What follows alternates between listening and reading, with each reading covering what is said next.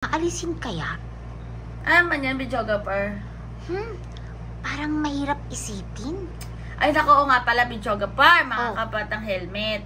Yung mga content creator or yung mga influencer na mga nagpo-promote ng mga online games, videographer, di ba yung may mga online casino, mga online sabong, Oh. basta yung mga online na parang betting. Online naman yun eh.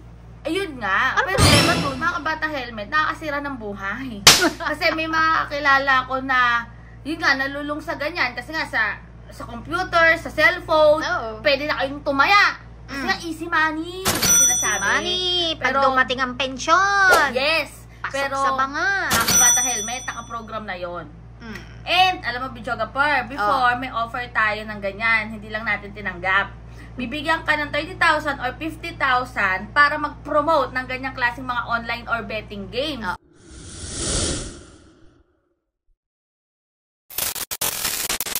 Pero, once na nag-promote ka, syempre, nakaprogram na yon na ito yung ipapakita mo na talagang earning ka, may pangmalakasan na easy money, racket, at talagang kikita ka. So, kasi, yun yung pangtawag pang-akit. So, marami ang mag-aano or mag-i-install or pupunta dyan sa app na yan at gagamitin yung code mo. Kasi may mga personal code, videographer. And pag ginamit yung code mo, syempre, may mga Kikita komisyon, kikita ka.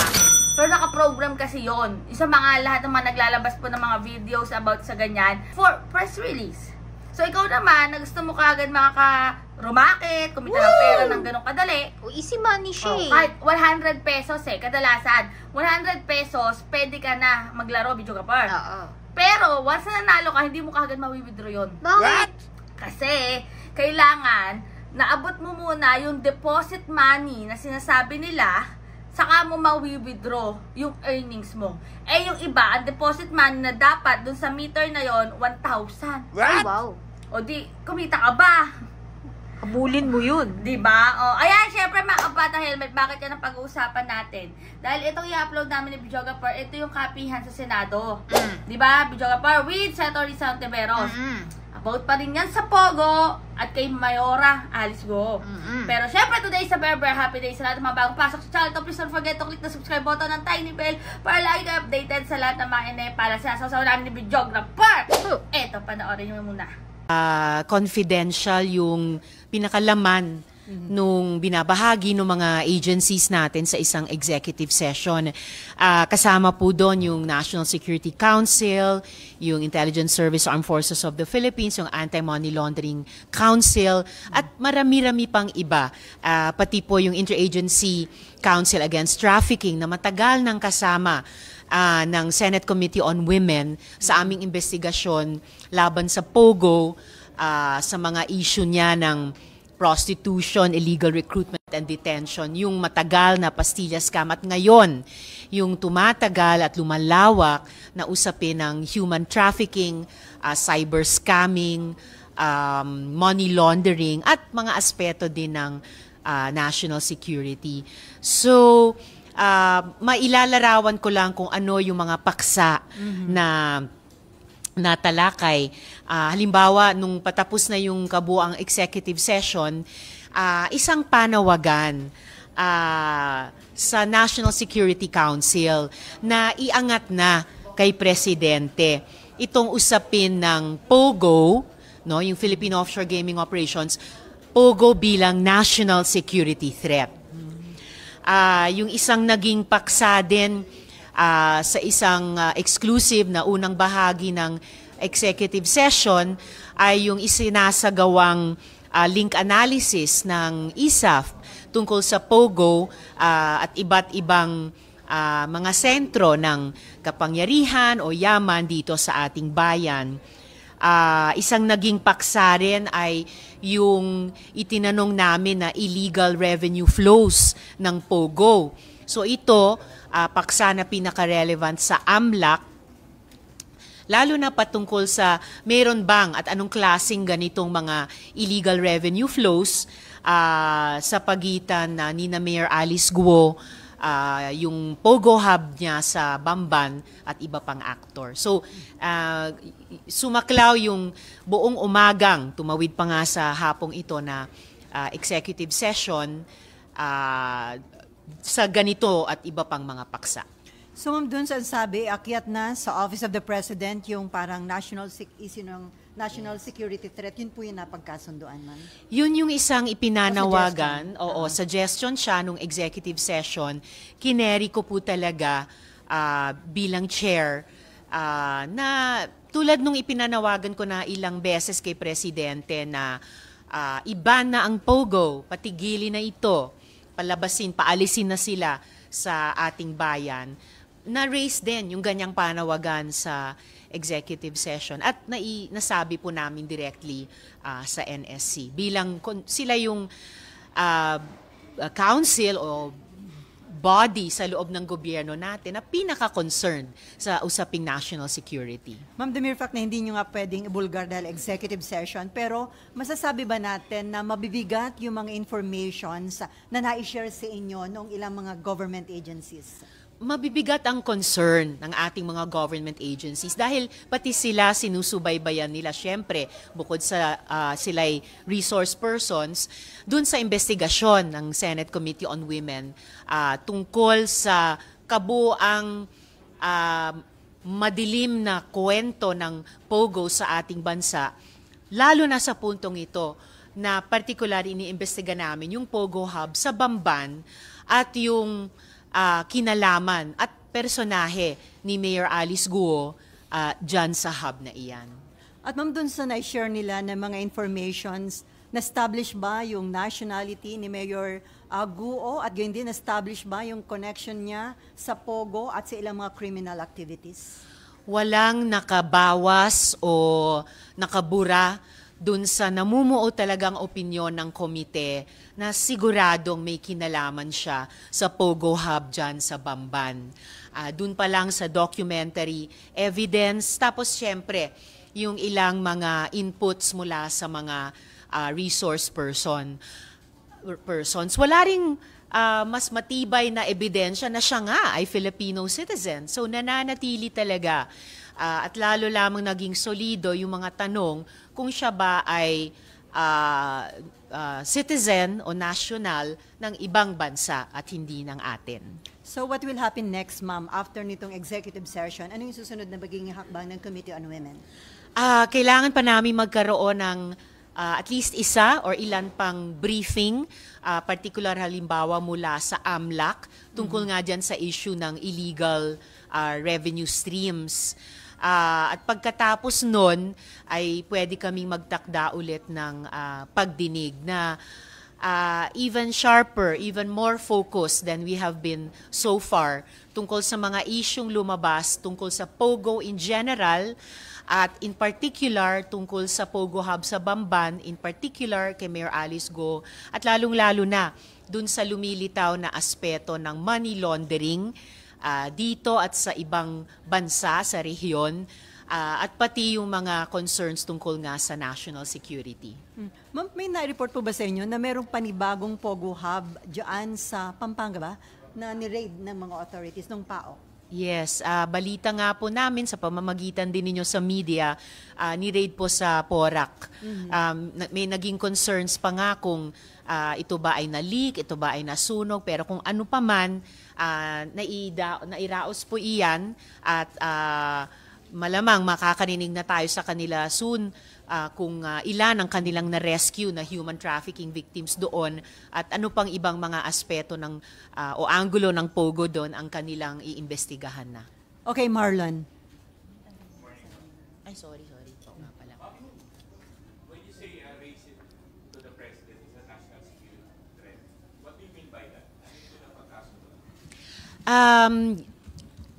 Ang panawagan sa executive session na sinusuportahan ko ay in effect nasabi ko na rin dati kay Presidente ng ilang ulit na siya na habang nakapagsalita ng at least minsan ng Senado dun sa committee report ng Senate Committee on Economic Affairs sa ilalim ng kanyang dating chair na si Sen. Sherwin, na paalisin na ang mga POGO sa loob ng 3 buwan, habang hindi pa yan na-actionan, ang executive naman ay pwede ding umaksyon.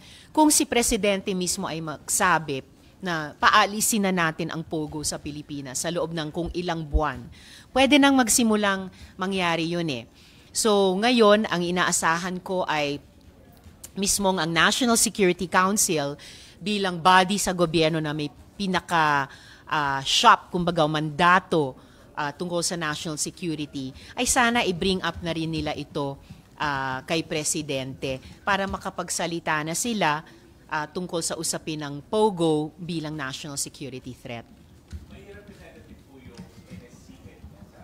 May representative din po sila, kaya naipahayag po namin sa kanila yung ganyang panawagan. Di ba si Presidente po mismo yung chair ng NSC? Yes, sila. Sa advisory body, hindi pa nakapag-usapan yung POGO as a serious threat to our national security. I doubt na hindi pa nila ever na pag-usapan ito. In fact, nabalitaan din namin ilang beses sa inyo, sa media, na mismo ang National Security Advisor ay nagsalita tungkol sa POGO bilang isang concern nila. So hopefully ay dinigin ng NSC yung aming panawagan at dinigin din ni Presidente na pag-aralan ang POGO kung ito ba ay national security threat at kung yan ang mabuo nilang opinyon, ay sana umaksyon si Presidente laban sa POGOs. After your executive session, mas nakakaalamaw ba para sa inyo yung sitwasyon ngayon ng POGO sa Pilipinas? Definitely. Mas nakakaalarma dahil walang reassurance na hindi ito banta sa ating mga komunidad o hindi ito banta sa ating pambansang seguridad. At ilang taon na itong problema ang mga POGOs mula pa ng panahon ni Duterte, ang dami-daming masasamang epektong dinulot, napako yung mga pangako nung simula na na-excite ang iba na magdudulot daw ng economic gains. Di naman nangyari yun. Ang laking utang sa buwis, tas yun na nga, ang daming masamang epekto sa ating mga komunidad at posible sa ating bayan. At kung hindi natin ito tutugunan ngayon, decisively, mananatiling at magiging mas malaki pang problema ito sa mga susunod na taon. Before Victoria Tulad, Ma'am, bagamat sinasabi kasi ni Mayor Guo na inosente siya at handa niyang linisin yung kanyang pangalan. Pero during the executive session, sa tingin ninyo, hindi na niya, mas nadiin itong si Mayor Guo, mas naging mabibigat yung mga ebidensya against her at mahirapan siya na yung sinasabi niyang linisin yung pangalan niya? Hindi pa rin hindi pa rin mas kumlaro yung identity niya kahit sa executive session. So kung ano yung hirap niya pagkatapos nung nakaraang hearing na sabi niya linisin ang kanyang pangalan, hindi po nabawasan yan. Baka pa nga nadagdagan. Kaya kung gusto sana niyang linisin ang kanyang pangalan, edi dapat mula sa simula naging mas mahusay na resource person siya at hindi lalong nagdagdag ng mga tanong tungkol sa kanyang sarili. And I heard may sinabit ho siyang letter ngayon sa inyo, ma'am. Did you receive it, ma'am? Buti pa kayo na basa nyo na. Natanggap pa lang yata sa opisina ko, hindi ko pa nga nababasa. May excited yata sa kampo niya na iparating sa inyo. Okay, Victoria. Ma'am, good afternoon. So can we say po na after your executive session, mas may basis po to file criminal and administrative cases against Mayor Alice? I'm more confident na talagang magiging mabigat at solido yung mga kasong inihain na at maaring ihain pa ng iba't ibang mga ahensya ng executive ng ating gobyerno. Lumalabas ang katotohanan, hindi sa bibig ni Mayor Alice Guo at hindi lamang sa aming puspusang investigasyon, pati po sa mga parallel investigation ng mga ahensya ng gobyerno.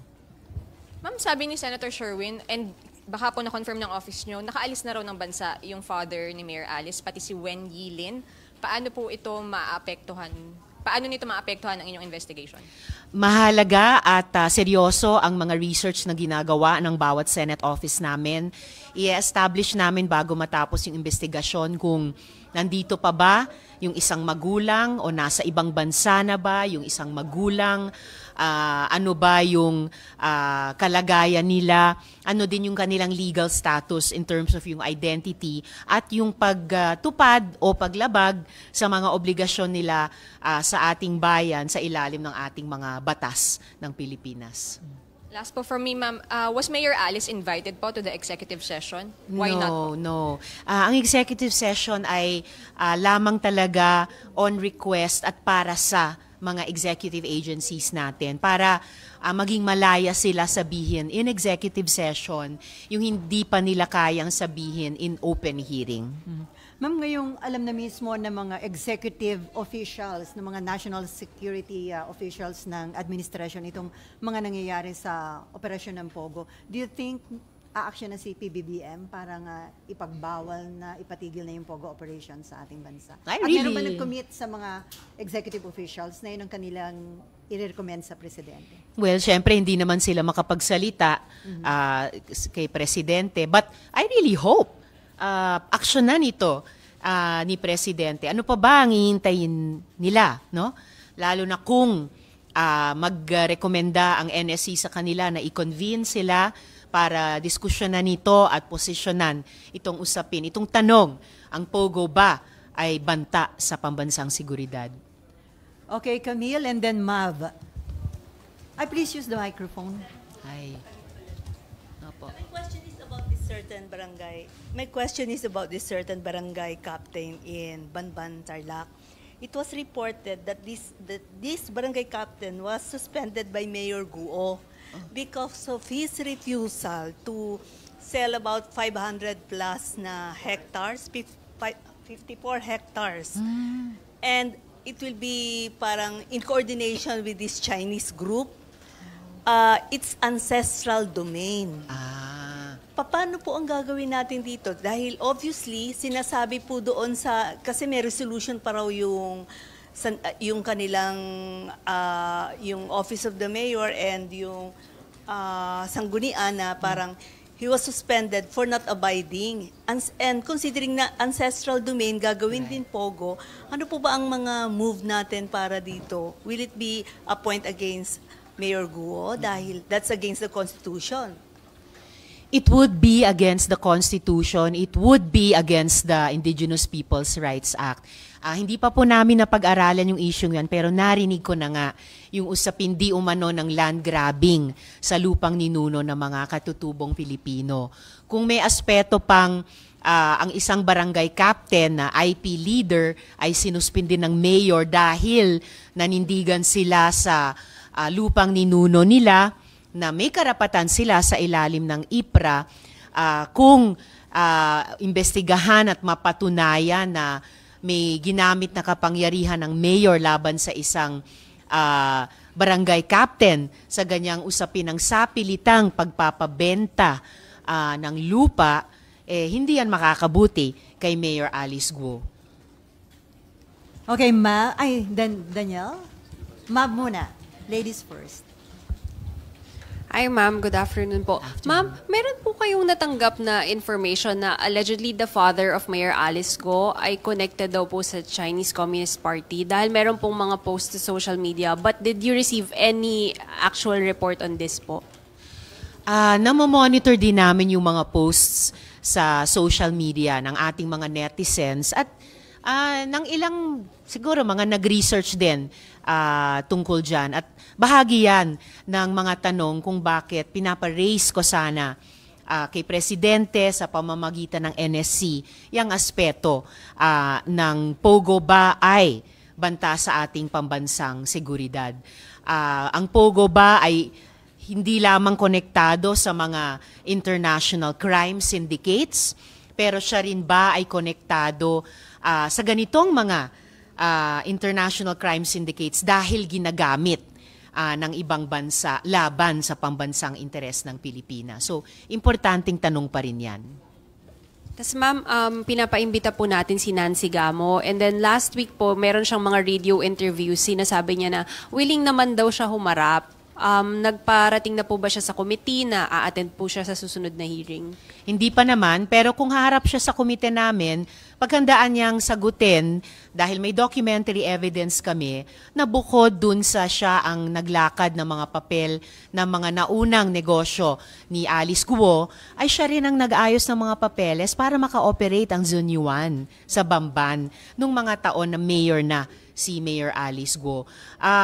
Napakinggan ko yung at least isa sa mga interview nila. Dami niyang alam tungkol kay Mayor Alice Guo. Maalala nyo, nung una kong tinanong kay Mayor Alice Guo, ang Nancy Gamo, ang unang-unang sagot niya ay hindi ko alam.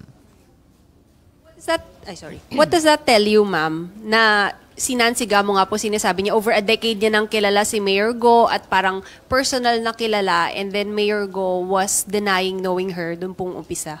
So, ibig sabihin, nagsinungaling na naman si Mayor Alice Guo tungkol kay Nancy Gamo. Sorry, last ma'am, ano po kaya motivation? Bakit po kailangang magsinungaling on the identity of Miss Nancy Gamo? Siguro, kailangan magsinungaling kung may kailangang itago. So, kung ang pinaka-iniimbestiga namin kay Mayor Alice Guo ay yung kanyang link sa Zunyuan, baka ayaw din niyang i-confirm ang pagkakilala niya sa kahit sino pang ibang tao na may documentary evidence na kami, may link din sa Zunyuan. And then Danielle. Afternoon. Ma'am, si Senator Jinggoy po ini-insist na allegedly meron daw partner si Mayor Guo na parang allegedly involved din daw sa Pogo. Do you intend na invite din po ba yung sinasabing partner daw ni Mayor Guo? Sa ngayon, hindi po. Hindi po. Inaalam lang namin yung personal life ni Mayor Alice Guo sa pagkakonekta niyan sa kanyang legal identity at saka legal personality para gawin o di dapat gawin yung ibang mga official acts niya. Kung yung taong tinutukoy ay may kinalaman sa Pogo, sa ibang bahagi ng bansa, posibleng at sometime in the future, maimbestiga yon kapag mayroong tulad sa amin ngayon na may tumakas na biktima at nalaman po namin iyon. Or kapag magfa-fact find sa Pogo sa buong bansa, halimbawa, kung tatalakayin ito ng NSC. Pero sa ngayon, wala pong balak pa ang komite imbitahin yung taong iyon. Okay.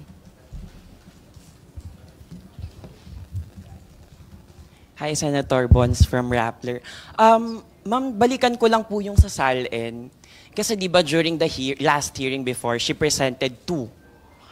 June 30 and then July 1, and then you questioned bakit biglang bumaba. So tanong ko lang po, is your office looking into this? Kasi may precedent before, during the Corona impeachment trial before yung sa Senate din, merong at least 6 public servant na na-dismiss because of minor infractions sa kanilang SALN. So is this another ground for disqualification for the mayor?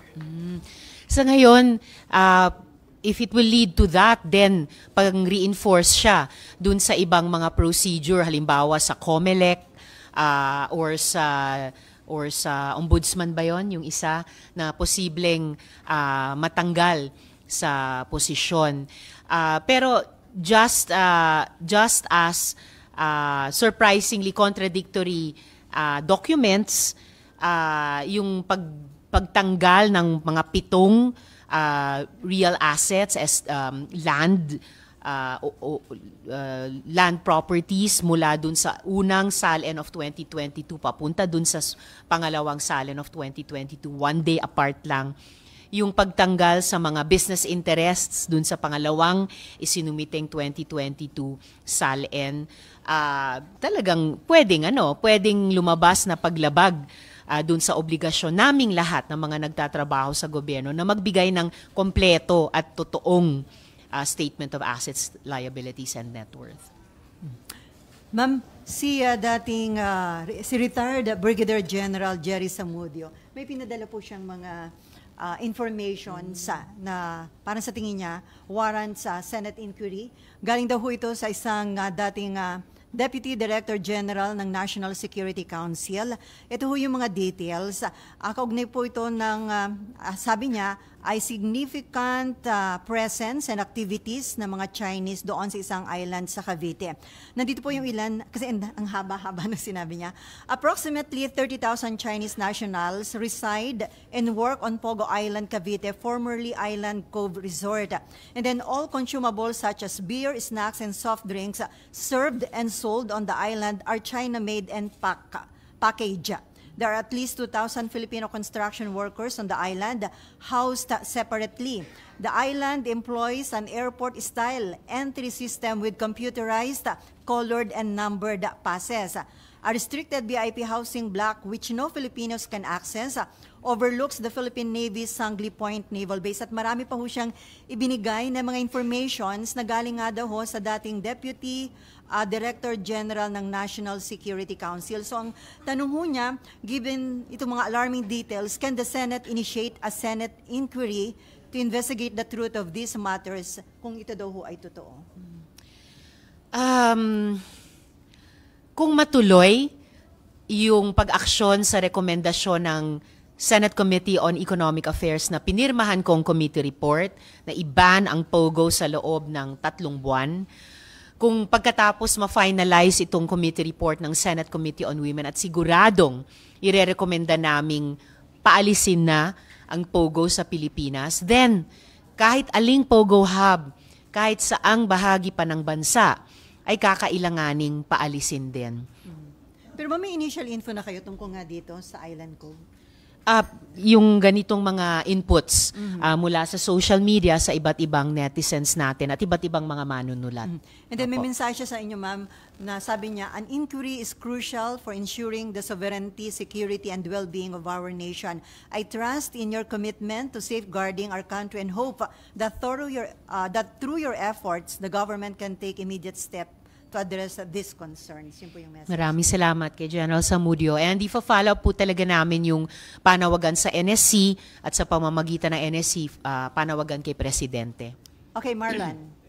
Yung binanggit ni Ate Selly, di ba mas interesting yun kasi yung Island Cove, malapit na malapit talaga siya sa naval base natin sa Sangley Point. Yeah. And actually, even before that, may mga ganong concern na yung pagtatayo ng POGOs doon, baka parang smoke screen lang siya to surveil yung naval base natin sa Cavite. That's why yung tanong sa NSC at kay Presidente kung ang POGO ba ay banta sa national security. Dahil may ganitong posibleng aspeto sa lahat ng POGO hubs dito sa buong Pilipinas. So, kaya interesante whether that hub or others dahil sa ganong aspeto. Kung ano lang po yung pwede nyong ma-share, Senator, kasi yung binabanggit nyo na national security threat, can you mention even a few instances or issues discussed during the executive session na pwedeng hindi i-share sa public? Bakit nyo nasabing national security threat na yung POGO? Nung simula ng executive session, akong nagpaalala sa lahat na executive session ito at subject sa rules ng Senado. Kinaya kong talakayin yung ilang mga paksa na tinalakay namin. Pero sigurado sa pagdating ng susunod na committee hearing, open hearing, public hearing, mai-surface na namin yung ibang mga punto na by that point in time, mas na-finalize na at hindi na subject ng ongoing operation or ongoing investigation. Ma'am, i-follow up ko lang, in case na inyong imbestigahan itong sinabi ni retired General Zamudio, mahalaga ba na humarap yung former Deputy Director General ng National Security Council kasi siya yung nag-share ng information? Si General Zamudio? Sa kanya. Siya yung nag-share sa kanya yung... siya ba mismo yung former? Tinatanong ko. Sabi niya natanggap niya yung message niya yun for a former Deputy Director General ng NSC. Okay. Posible, maimbita sila, but at the very least, yung kasalukuyang NSC ay tatanungin dahil sila din naman ang dapat may institutional memory ng lahat ng mga information or intelligence na mayroon ang council. Cecil and then Nino. Apo, Ma'am Cecil sa Star. Ma'am, while you mentioned that you have gathered substantial information during the executive session, ano pa po yung ina-expect natin na hahanapin sa mga susunod na hearing po? Well, if-finalize na lang namin, ano pa ba yung, sino-sino pa ba yung mga resource persons na dapat naming imbitahin? Alin pa bang mga anggulo ang dapat talaga naming ipin down? Merong bang anggulo na dapat bitawan na namin?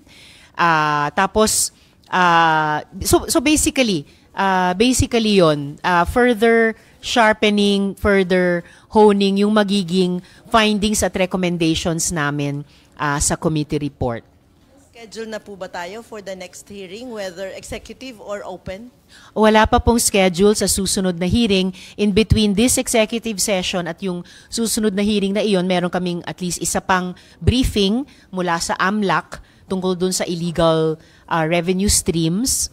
And then magtatakda po kami ng susunod na hearing. Present, ma'am, ano na yung pieces of legislation that you could sense na pwede nating itulak na nakuha natin doon sa mga previous hearings ng GUO? Marami-rami na rin.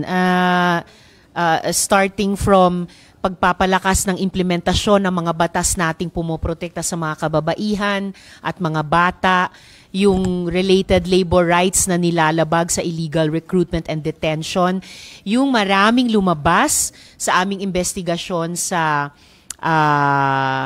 ang tawag nito, yung Pastilla scam, including yung pagpapalakas sa mga immigration-related na batas natin, lalo na't higit na naging high-tech ang human trafficking for one. Tapos dito, yung oversight dun sa pagpapatupad ng mga batas tungkol sa hindi lang POGO kasi gusto ko at ilan sa amin iban na talaga yan. Pero yung buong business model ng industriya kung saan siya nailagak.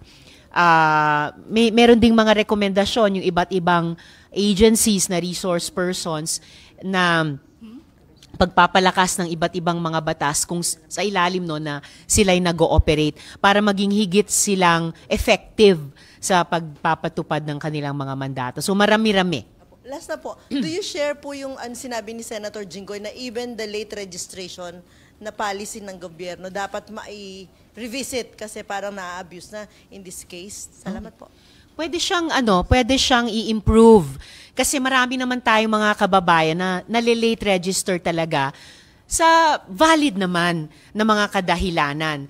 Marami po tayong mga kababayan na nalilate register, nagle-late register na wala naman silang balak gamitin yung registration of live birth nila para sa mga krimen.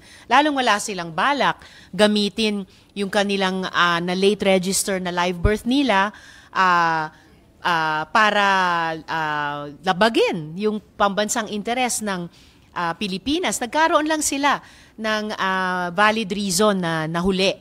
So, siguro tulad nung may bago kaming naipasang batas, 'di ba, yung Automatic Birth Rectification Act, ay baka pwede ring pag-aralan namin paano i-improve yung ating late registration system para hindi makasangkapan ng mga may masasamang balak tulad mukha dito sa aming kasalukuyang investigasyon, pero para din mas mabuting mapaglingkuran yung mga legally naman, legit naman, naghahabol lang talaga ng late registration of live birth. At makatotohanan at hindi contradictory yung mga impormasyong ibibigay nila para makuha yung registration na yon. Nino, JB, Nympha, and then Mark. Ma'am, tanong lang po, no? Doon sa executive session, establish naman yung national security threat, di po ba? Sa tingin ko na-establish na threat ang POGO sa national security. At kaya hinihiling ko na si Presidente at sa pamamagitan ng NSC ay pag-usapan na ito. Ang maraming impormasyong ibinibigay sa kanila over the past several years ng iba't ibang executive agency. Siguro napapanahon na pumosisyon sila bilang NSC at bilang ang Presidente. Ma'am, na-establish din po ba kung gaano kalaki yung sakot ng national threat na yun o anong level na doon sa executive session? Yun ang iniimbestiga pa. Pero at the very least, nagpapasalamat ako na yung mga ahensya na dumalo sa executive session ay pinag-aaralan talaga itong anggulo ng POGO kaugnay ng pambansang seguridad at umaasa ako na pagdating ng susunod na public hearing, mas masasabi na nila and publicly ano na yung posisyon nung kanilang department o agency at paano nila aaksyonan ito. And I'm hoping na aaksyonan ito hindi lamang ng legislature pero ng executive sa isang coordinated na paraan. Dahil mukhang coordinated din ang aksyon ng mga POGO na ito. Ma'am, doon ba sa isa sa magiging recommendation nyo, ay encourage nyo lahat ng senators to sign sa isang resolution na hinihiling ng i-abolish talaga yung POGO? Dati nang may majority numbers namin na committee members ng Committee on Economic Affairs sa ilalim nung nakaraang chair niya na si Sen. Sherwin. Dati na kaming pumirma ng ganyan. So, kumbaga, minsan nang may sense of the Senate na ganon. So, sana ma-adapt na ito in plenary at sana dahil kayang gawin ito ng mas mabilis kesa pa sa amin sa Senado, sana umaksyon din si Presidente. Siya na ang magdesisyon at magsabi, paalisin na yung mga POGO. Thank you, ma'am. Okay, JV. And then Nympha and then Mark. Okay. Sen, JB po from Yes. IBC 13. Kung si Senator Jinggoy naman doon yung tatanungin, sabi niya kasi kahapon, he's not totally in favor of banning POGO kasi kung pwede yung mga illegal lang talaga mapapatunayan, tapos kung pwede, more than 50% na magtatrabaho ay Filipino. Tsaka it create more jobs din daw po. So would you more jobs daw. So would you consider this o talagang total ban po tayo? Total ban pa rin, with all due respect sa SP Pro Temp. Kasi dati nang pangako yung maraming trabaho sa mga Pilipino. Konti lang at mas marami pa nga sa naging empleyadong Pilipino ay naging biktima. Di namang empleyadong enjoying their full rights as working people. Ano pa yung isa? Kahit yung mga legal na POGO, yung nabigyan dati ng PAGCOR ng lisensya, more than 200, kalaunan 190 plus ba yon na sinuspinde din ng PAGCOR. Tapos di rin nila masiguro na lahat ay sumunod. Kasi baka at mukha yung iba, tulad nitong dating Hongsheng na naging Zunyuan na lang, ay nagpatuloy pa rin sa operation. Nagkunwari pa ang Zunyuan na may provisional license sila na pinasinungalingan ng PAGCOR mismo. So mukhang kahit yung nagsisimulang legit or legal na POGO or POGO na may lisensya nung una, nagmomorph din nagmumutate na nagiging illegal. Tapos dumadako talaga sa human trafficking and crypto scamming at nitong huli, lumalabas sa aming investigasyon, dumadako din sa money laundering at naitatanong pa yung anggulo ng pambansang seguridad. Okay, Nympha. Thank you. Good afternoon, ma'am. Ma'am, only if you can confirm this publicly po, na-confirm ba, ma'am, sa executive session kung meron ng surveillance and hacking activities dun sa POGO sa Bamban? Patuloy pang inaalam po iyon. So, bahagi yan ng kabuoang tanong na ang POGO ba ay national security threat, kaya sana ay posisyonan na ng NSC at aksyonan na ni Presidente. And then, ma'am, sabi nyo kanina, napatibay dun sa executive session na may national security concern yung presence ng POGO. Nakuha nyo po ba yung commitment ng NSC that they'll bring it up with the President? Para sa akin, tumibay ang basehan na i-raise yung serious concern na yan ng POGO bilang national security threat. Hindi ako magsasalita para sa NSC dun sa executive session, pero loud and clear yung panawagan silang mag-convene, pag-usapan nito at sana kalaunan aksyonan ni Presidente. So, umaasa ako, sana ay maisagawa nila ito.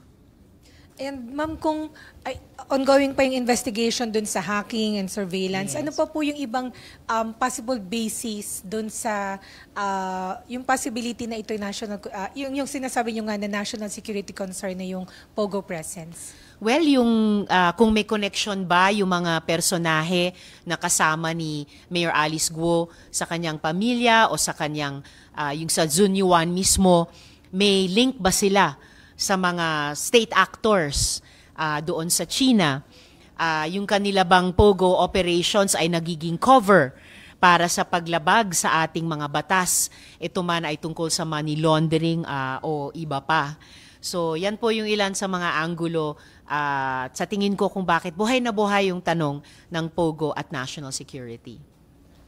And isa na lang, ma'am, ano yung nakikita ninyong senaryo kung hindi ipatitigil ang POGO ASAP? Di magpapatuloy lang ito.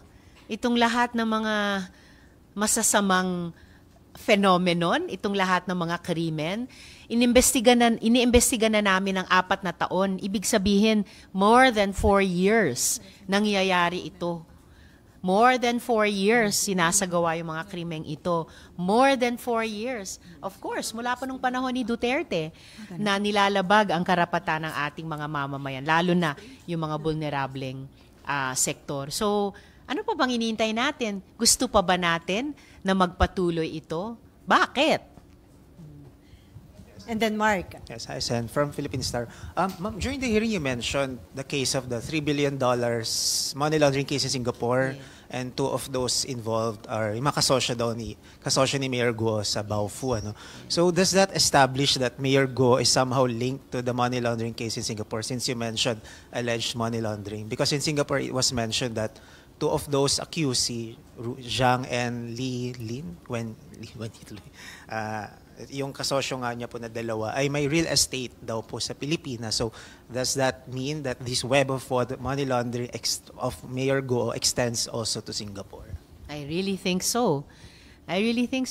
At ito yung isang itatanong namin sa briefing ng AMLAC sa komite, yung illegal revenue streams.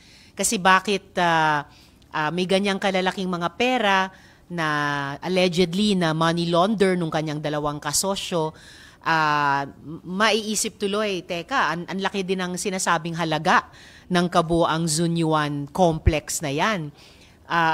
Paano nakapasok at nakaikot sa ating ekonomiya kung walang malinaw na sources sina Mayor Alice Guo at kanyang mga kasosyo? So it's a very reasonable suspicion na kailangan naming imbestigahan. Ang pera ba para dyan ay galing sa money laundering.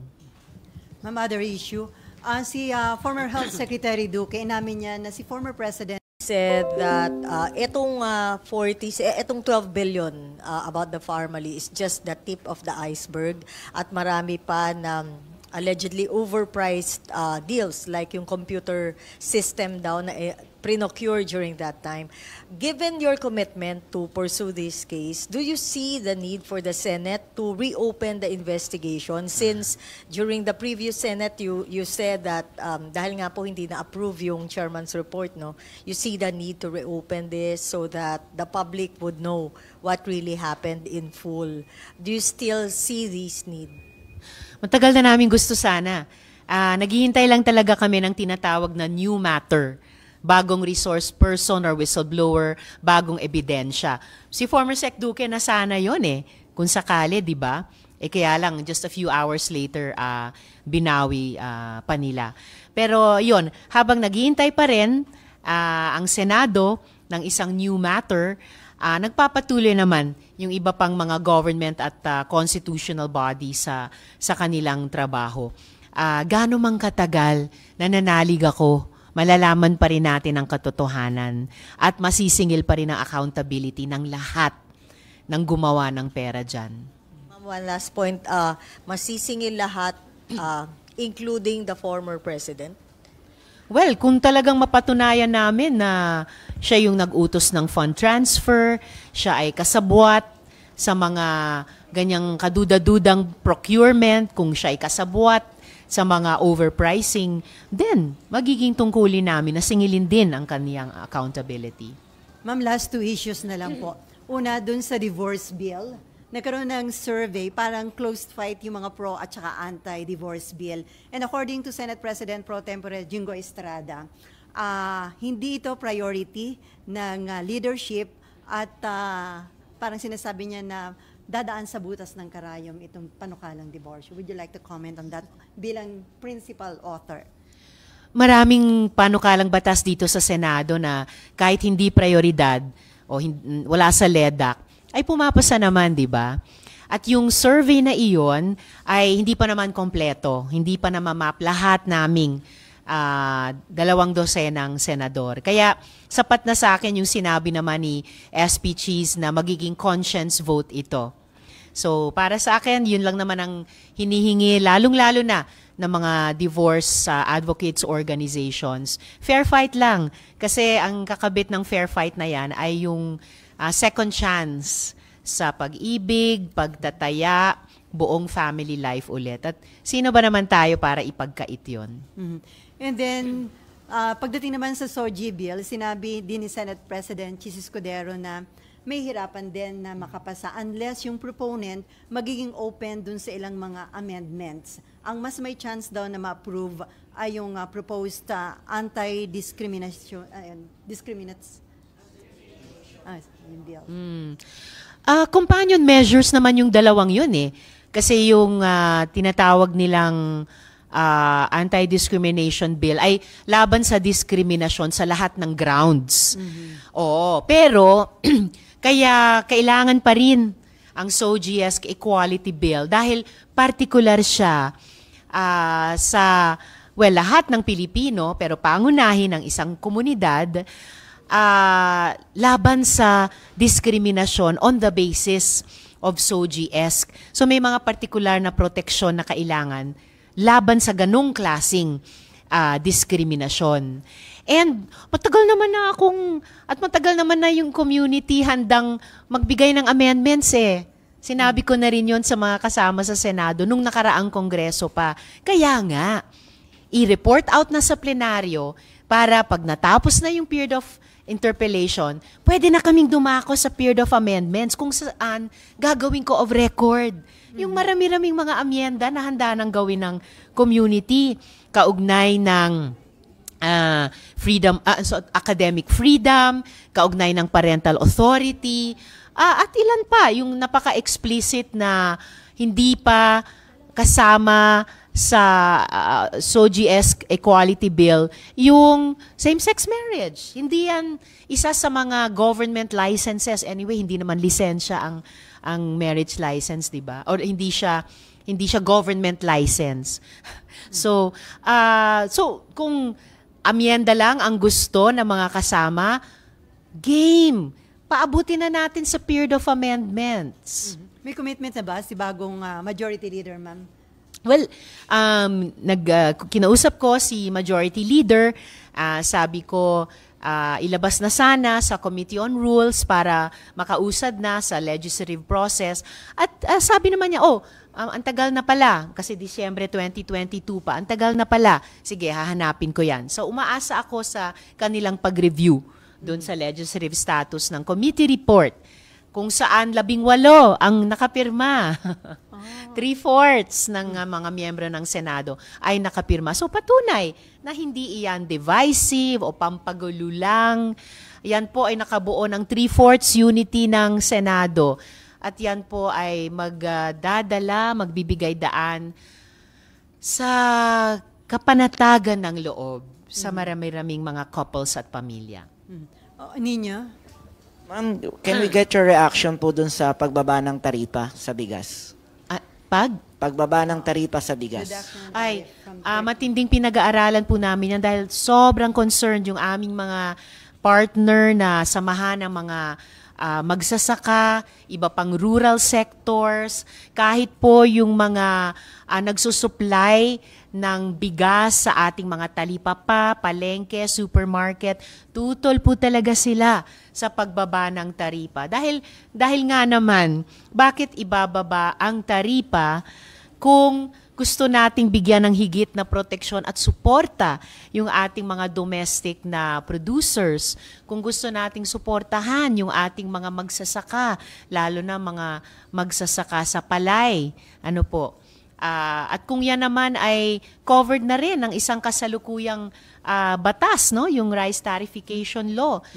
Lahat po ng mga agricultural na bansa ay gumagamit ng resonableng taripa para suportahan yung domestic producers at makapataw ng tamang taripa sa kung ano ang itatakdang kinakailangan at yun lamang kinakailangang mga imports. So ma'am, kapag ba nag-resume yung session, kino-consider niyo mag-file ng proposal para i-correct itong ginawa ng executive? Kasi ngayon pala, may karapatan ang presidente na ibaba yung taripa habang naka-recess yung session. So pwede kayo lang umaction kapag nag-resume yung session. So pinag-aaralan po namin kung anong magiging legislative action namin doon. Kung yan ay panukalang batas ba yan? Yan ba ay resolution para mag-imbestiga? Sigurado magiging active ako ulit at ang buong minority kasama si Senate Minority Leader Coco Pimentel pagdating din ng budget debates pati kaugnay ng Department of Agriculture. So ngayon inaasahan ma'am, babaha yung mga imported rice and other agri-products sa ginawa ng Malacanang? Yun na nga yung kinatatakutan ng aming mga partners na tutol dito sa pagbaba ng taripa. O diba? At eto pa ang balita ko, Bicho Gapur. Ano? Nagbigay na nga daw ng pahayag si Mayora na hindi nga daw niya nanay o hindi niya biological nanay yung Wen Yinlin. Na patunayan niya. Pero sabi, parang ano daw, kasama lang nga daw sa business, gano'n, or parang nakasama. Gano'n. Pero hindi daw yon. Ang talagang biological daw niya is si Amelia Lial. Pero sana mapatunayan. Pero sige, ayun kung sino man ang nanay niya. Medyo may kahabaan niyang kapihan na yan sa Senado. Pero talaga mapapaisip ka mga kabatang helmet. Mapapakapi ka na lang. I-ready mo ang iyong kape. Oo, para sa mga ganap. Pero alam mo talaga, tama si Senator Rizon Tevero. Sana talaga matigil na ang pogo, iban na ang pogo. Kasi parang yan nga yung mga betting din. Yung mga online betting, Bicho Gapur. Bukod sa scam na rin siya, ang daming mga may sexual, alam mo na, mga human trafficking. Nakapaloob na dun eh. Pero ikaw, ano masabi mo? Kawawa naman si Mayor Go. Bakit naman naging kawawa? Kasi may napanood akong video. Napanood ko siya. Ang bait-bait niya yung MC siya. Doon sa isang yung parang mga kasiyahan, kasama yung mga, siguro mga magsasakayan o mga taga-Bamban. Pero may napanood nga din ako, Bijoga Pere. Namigay ng 1,000. May parang palaro. Oo, ang galing nga niya eh. Nasasukat na doon, Bijoga Pere. Bakit? Ang galing-galing kaya niya magtagalog doon. Hindi ka ba nagtataka, Bijoga Pere? Yung ibang mga pa-press release or yung mga show-off na tinatawag, yung ibang mga nagaganyan, may mga tinatago. Parang show money? Oo. Show off. Ito yung kailangan kong i-project. Para ito yung tumatak. Sabi nga, di ba, mind conditioning, mindset yan. Mindset lang yan. Bakit? Bakit? Magpapagames ako. Halimbawa. Bakit nga naaprobahan yung yung permit na yan? Kasi nga, mabait nga siyang kausap. Nakakatuwa kaya siya magpag-games. Hindi mo ako makukuha sa mga pag-games. Papakita ko sa yung video na yun. Huwag na, sayang ang oras ko. Pero ayan nga mga kabatang helmet. Comment down below nyo dito dahil super popular pa rin at trending na trending si Mayora Alice Go. Dahil ito nga, nagbigay na rin siya ng statement yung kanyang abogado sa opisina ni Senator Rizon Teveros. Pero mas nauna daw sa media kaysa kay, Sen Risa. Pero ito may balita pa ako, Bijoga Pere. Ano naman yan? Nakalipad na nga daw nung May pa, itong si Wen Yinlin. Paano ng DNA? Bye! Kaya nga. At saka, bakit? Lumipad. Stay happy, stay healthy, and stay safe tayo as always. Sabi kami sa buhay ng helmet din ang bukid keeps getting better every day. God bless everyone. Bye! Daming ganap, no? Kaya nga.